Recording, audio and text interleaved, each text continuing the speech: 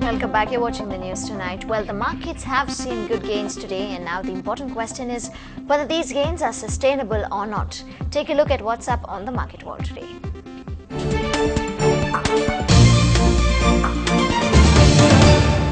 Second day running, the markets have seen good gains. Now, the important question is whether these gains are sustainable or not. That's the Sensex and the Nifty charts for you. Nifty first, 5907 is of course on the Nifty. The Sensex, 19691. Just look at the recovery that came in over the last couple of hours of trade. Again, value buying, basket buying, whatever you want to call it, that is buying which is coming back, and of course takes the market with itself. Apart from that, if you look at the reasons why this market moved up, sectors that actually participated in this move, clearly real estate, not much in terms of weightage for the overall index, but still an important change in the way markets are perceiving real estate space. Metals came up pretty sharply, up 2%, power, healthcare. So not many of these stocks, sectors rather, hold a prominent weightage in the Nifty and the Sensex. That explains why the gains were pretty limited, but still at least some concerns have been out of the way as far as most of these sectors are concerned. Apart from that, a couple of index movers, and most of these stocks, rather, if you look at them, there have been huge amount of brokerage upgrades that have come out, particularly on stocks like Reliance Infrastructure,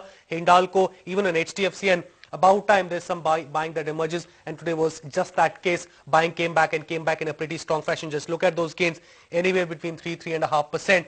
Couple of unusual movers. Escomas Nationwide, of course, moving up on IPO plans for Reed and Taylor. Nitin Fire improving as far as the restructuring is concerned. Diwan Housing also came up, 11% gain. Mind you, housing finance has been at the receiving end of the market. Jindal Poly also came up about 10%. So pretty interesting mix as far as the small and the mid cap space is concerned, which actually came under huge selling pressure over the last 2 weeks or so. Apart from that, lot of brokerage upgrades coming in, primarily around the large caps, around those stocks which have been hit pretty bad. JSW Steel, Pantaloon, IRB Infra, Welspun Corp, and the impact was pretty visible. So trade is actually not missing any opportunity to pick up stocks and of course see gains on them. But again, is this rally sustainable? That's a big question. While staying with the national news, amidst a lot of uproar, the Lok Sabha and the Rajya Sabha were adjourned indefinitely, and with it, the winter session has come to an end. The deadlock between the opposition and the government refused to go, with the opposition relentless in its demand for a JPC probe into the 2G scam.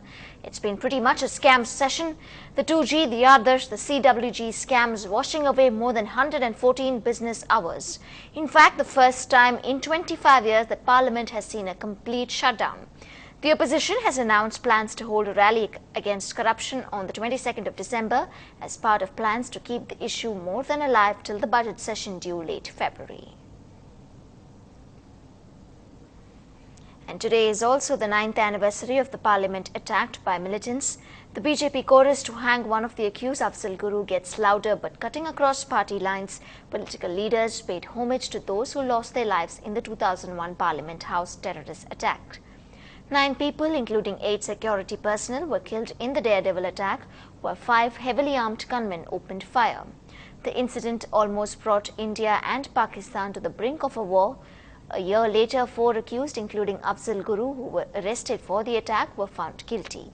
Afzal Guru, who is said to be a Jaish-e-Mohammed militant, was the only accused to be awarded the death penalty. The sentence has been stayed as his mercy petition is pending. And earlier in the day, Congress President Sonia Gandhi rejected the demand for a JPC into the 2G spectrum scam and hit out at the opposition, saying that the country will not forget and forgive them for wasting of an entire session of the parliament. In her address to the Congress Parliamentary Party General Body meeting, Sonia Gandhi slammed the BJP's Karnataka government, calling it a corrupt government. She went a step further, asking who are they to lecture on corruption, as the Congress has been quick to take action against members accused of corruption, but the BJP has refused to fire Karnataka Chief Minister Yediyurappa, who was accused of gifting government land to family members in and around Bangalore. And Sonia Gandhi's remark on corruption in Karnataka drew a sharp reaction from Chief Minister Yediyurappa. He said in Bangalore that the UPA government should look into its own stable before making allegations against his government. UPA government is already facing enough problems. To name a few: 2G spectrum allotment scam involving 1.76 lakh crores. Commonwealth Games scam involving about 600 crores. Aadarsha flats issue in Mumbai, etc. The parliament is not functioning for nearly a month because of UPA government's refusal to set up joint parliamentary committee to inquire into 2G spectrum allotment scam. This is an insult to democracy. Well, the usually seen angry Didi had a big prankster smile on her face today. Her dhoti-clad party colleague and Kolkata mayor was pushed into a swimming pool. Here are our politicians enjoying some pranks. We leave you with these visuals. Good night and thanks for watching.